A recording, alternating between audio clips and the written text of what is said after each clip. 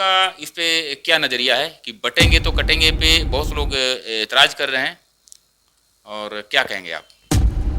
देखिए, ऐतराज की बात तो ये है कि वही लोग कर रहे हैं जिनको चीज़ें समझ में नहीं आती, और समझ में आती हैं तो अपना जो संगठन है, अपना जो परिवार है, उनको आगे बढ़ाने के लिए जो काम कर रहे हैं, उनको ये सब चीज़ें गलत लग रही हैं। क्योंकि कोई भी बटे कोई भी कटे, उनको फ़र्क नहीं पड़ता। उनका अपना जो एक प्राइवेट लिमिटेड कंपनी है, वो आगे बढ़ती रहनी चाहिए। अरविंद केजरीवाल। देखिए, अरविंद केजरीवाल को तो आप देख ही रहे होंगे कि अपनी ही बात से पलट जाते हैं। कभी कहते हैं कि मैं वीआईपी कल्चर नहीं लूँगा, वीआईपी कल्चर ले रहे हैं। कभी कहते हैं मैं घर नहीं लूँगा, सबसे महंगे शीश महल में रह रहे हैं। तो वो अपनी बात से ही पलट जाते हैं। तो उनके लिए हम क्या कहेंगे? जो अपनी ना सुने, अपनी ना समझे, दूसरों के लिए ना काम करे। मृत्युंजय जी, वर्तमान में एक स्लोगन चल रहा है, चुनाव भी हो रहे हैं, बहुत से राज्यों में चुनाव हो रहे हैं, यूपी में भी उपचुनाव हो रहा है।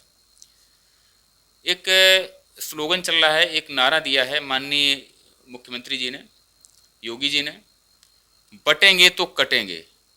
तो आपका इस पे क्या नज़रिया है कि बटेंगे तो कटेंगे पे बहुत लोग एतराज़ कर रहे हैं, और क्या कहेंगे आप? देखिए, ऐतराज की बात तो ये है कि वही लोग कर रहे हैं जिनको चीज़ें समझ में नहीं आती, और समझ में आती हैं तो अपना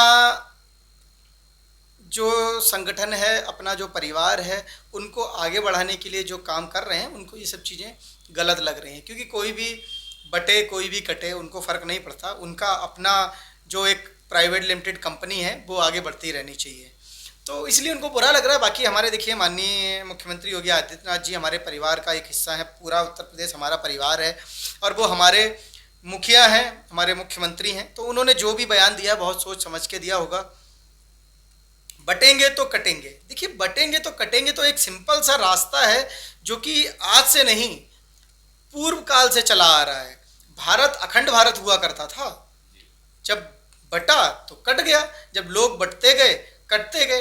अब देखिए, बंगाल से एक व्यक्ति जो इतना शिक्षित व्यक्ति है, आप शायद नाम जानते होंगे, उन्होंने अपना इस्तीफा भी गूगल पे दिया हुआ है। आप देखिएगा, योगेंद्र नाथ मंडल जी, जो कि पाकिस्तान के पहले कानून मंत्री थे, दलित समाज से आते थे।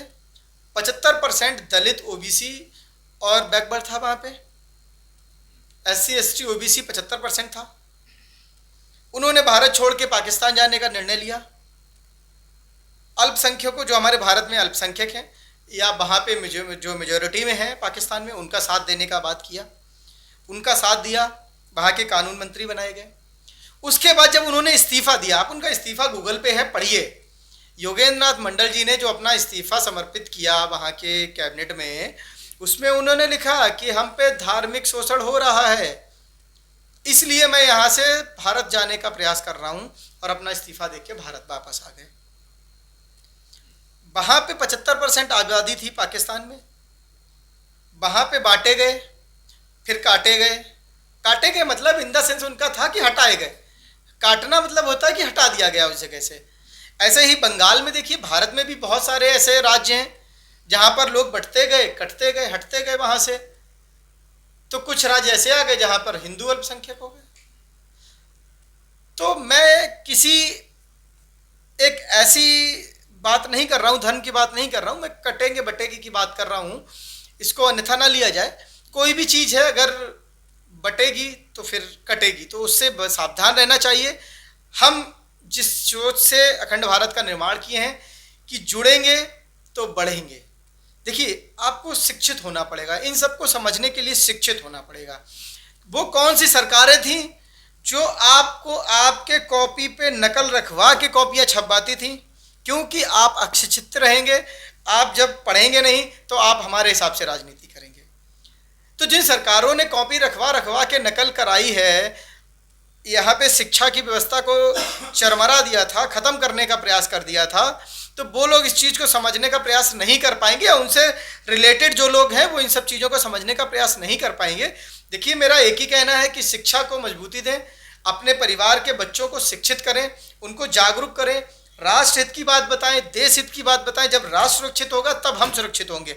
अगर हमारा राष्ट्र सुरक्षित नहीं होगा तो हम सदैव खतरे में जीते रहेंगे।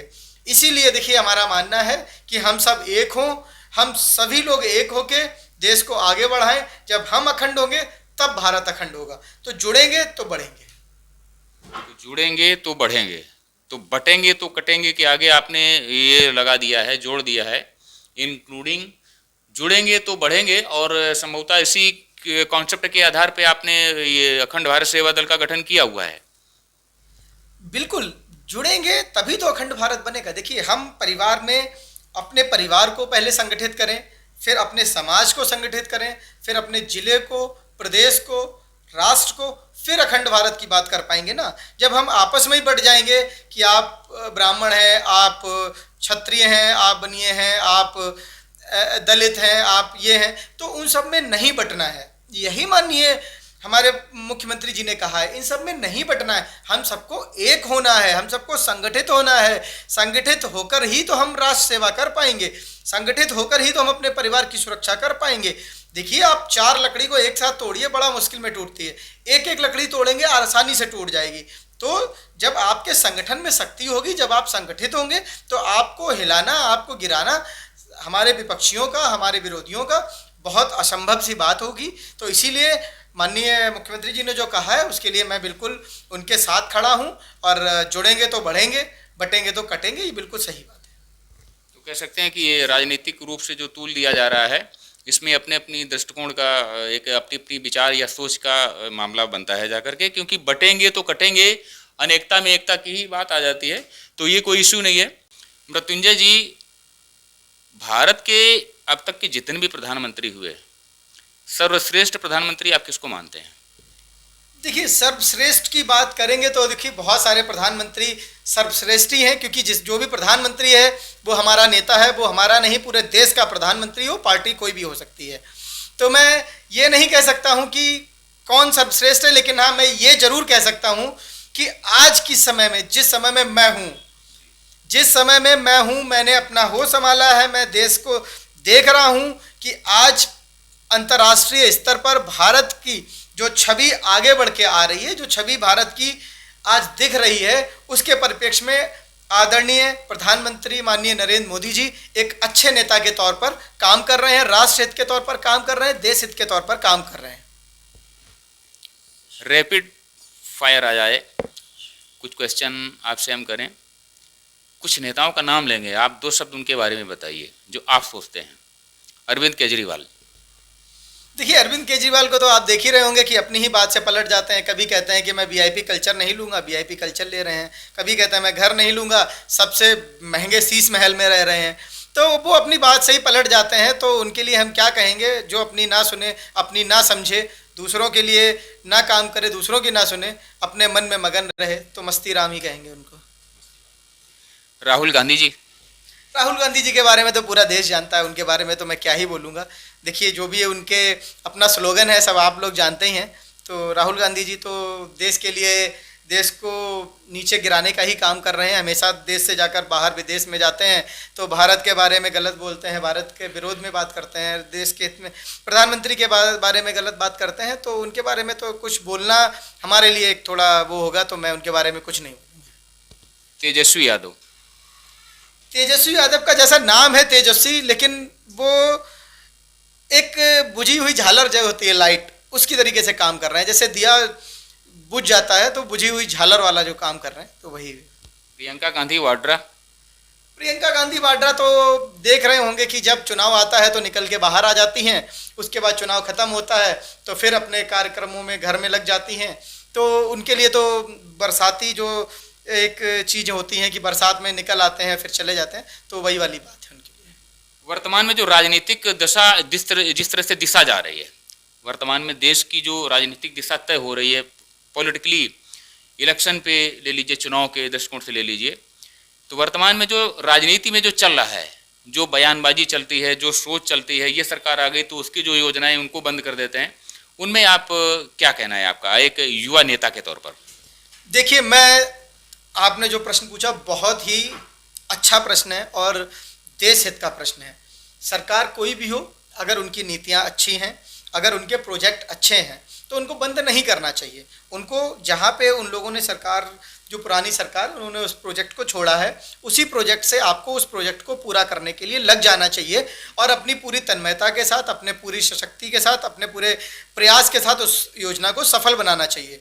देखिए, क्रेडिट किसी को भी दिया जाए अलग बात है, लेकिन हमारे राष्ट्र का निर्माण हो, ये हमारे लिए सबसे प्रथम बात है। राष्ट्र निर्माण प्रथम, नेशन फर्स्ट, ये हमारा विज़न है कि नेशन फर्स्ट के लिए काम किया जाए, हमारे देश के लिए काम किया जाए। सरकार कोई भी हो, सरकार आती है, जाती है, फिर आती है, फिर जाती है, तो ये क्रम लगा रहता है, लेकिन हमारे देश का निर्माण लगातार निरंतर बढ़ता रहना चाहिए, तभी हमारे देश का प्रगति हो सकती है। संगठन के स्तर पर जो अखंड भारत सेवा दल की जहाँ तक बात होती है, स्थानीय स्तर पर कानपुर की बात करें तो कानपुर से राष्ट्रीय कार्यकारिणी में या प्रदेश की कार्यकारिणी में एक दो लोग ऐसे होंगे जो आप कुछ नाम लेना चाहें, कुछ लोगों को जानकारी हो जाए। नहीं, देखिए, हमारी कार्यकारिणी के, राष्ट्रीय कार्यकारिणी से हमारे कानपुर महानगर के जो राष्ट्रीय उपाध्यक्ष हैं डॉक्टर अजय कुमार गौतम जी हैं, और हमारे राष्ट्रीय प्रमुख महासचिव जो हैं वो माननीय श्री प्रभात सेंगर जी हैं, जो कि राष्ट्रीय महासचिव हैं और हमारे अखंड भारत के लिए आगे बढ़ के बहुत बड़ा योगदान कर रहे हैं। और बहुत, मतलब ये समझिए आप कि दिन रात 24 घंटे कभी भी किसी भी कार्यकर्ता का अगर फ़ोन आता है या उनको जानकारी कहीं से भी प्राप्त होती है तो वो 24 घंटे उस कार्यकर्ता के लिए हमेशा सदैव और सदैव तैयार रहते हैं। ऐसे ही हमारे सौरभ शुक्ला जी, जो कि राष्ट्रीय महासचिव हैं कानपुर से, तो काफ़ी कार्यकारिणी हमारी कानपुर के प्रदेश अध्यक्ष जी हमारे श्री कार्तिक शुक्ला जी हैं, कुलदीप कुशवाहा जी हैं, वो प्रदेश अध्यक्ष हैं हमारे।